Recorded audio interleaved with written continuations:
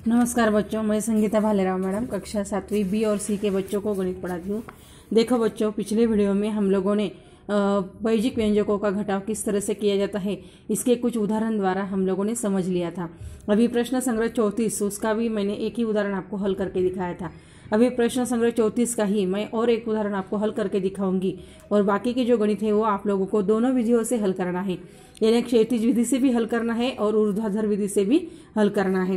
तो देखो यहाँ पर प्रश्न संग्रह 34 में चौथा गणित है 6x का वर्ग जोड़ 7xy जोड़ 16y का वर्ग और 16x का वर्ग ऋण 17xy, इन दोनों वैजिक व्यंजकों का हमें घटाव करना है। तो वो किस तरह से करने का है, क्योंकि बहुत से बच्चे जो है वो एक ही विधि से ये घटाव कर रहे हैं, लेकिन आपको वैजिक व्यंजकों का जोड़ना, वैजिक व्यंजकों का घटाना, ये आपको दोनों विधियों से हल करना है।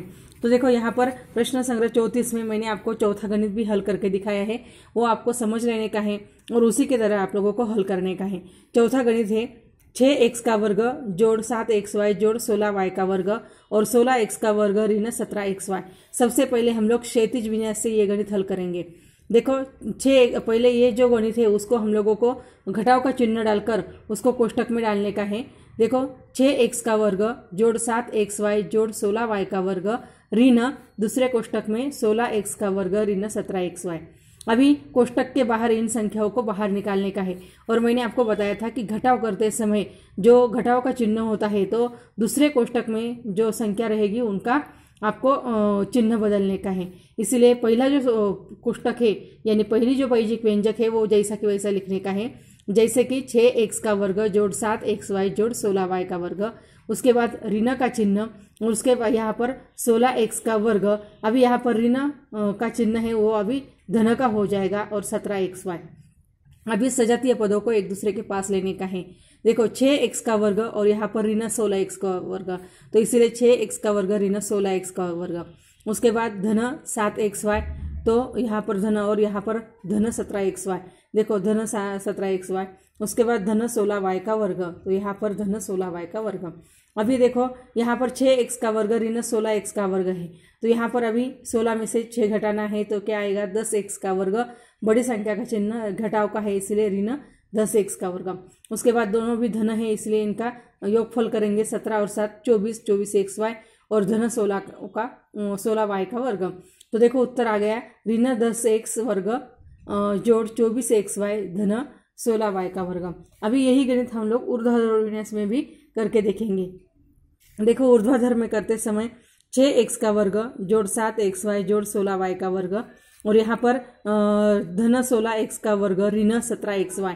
अभी देखो बराबर x वर्ग के नीचे x वर्ग, xy के नीचे xy ही लेने का है। अभी मैंने आपको बताया था कि घटाव करते समय जो दूसरा व्यंजक रहेगा तो उनका चिन्ह बदलने का है। जो देखो यहाँ पर इसका धन चिन्ह था वो अभी ऋण हो गया, यहाँ पर ऋण का चिन्ह था वो धन हो गया और घटाव करते समय इन चिन्हों का ही उपयोग करने का है। अभी देखो यहाँ पर 16 का जो चिन्ह है वो ऋण हो गया, इसीलिए एक ऋण और एक धन यानी ऋण हो जाएगा, तो 16 में से 6 घटाए तो 10 आ गया और यहाँ पर बड़ी संख्या जो है उसका चिन्ह आएगा ऋण का, इसीलिए उत्तर आ गया ऋण 10x का वर्ग। उसके बाद ये दोनों धन हो गए, तो धन मतलब दोनों का जोड़, तो 17 और 7 24xy और उसके बाद धन 16y का वर्ग। देखो दोनों के उत्तर जो है वो बिल्कुल समान हो गए हैं, इसका मतलब हमारा गणित सही है। अभी ये होने के बाद हम लोग आगे वाला भाग जो है उसकी तरफ बढ़ेंगे। आगे वाला भाग है वैजिक व्यंजकों का गुणनफल। अभी वैजिक व्यंजकों का गुणनफल करते समय एक पदी से एक पदी को किस तरह से गुणा करना है और द्विपद को द्विपदी से किस तरह से गुणा करना है इसका भी अध्ययन हम लोग करने वाले हैं। तो देखो कुछ उदाहरण के द्वारा मैं आपको ये समझाने वाली हूँ। देखो दूसरा जो है तो देखो यहाँ पर 4x गुना 9y।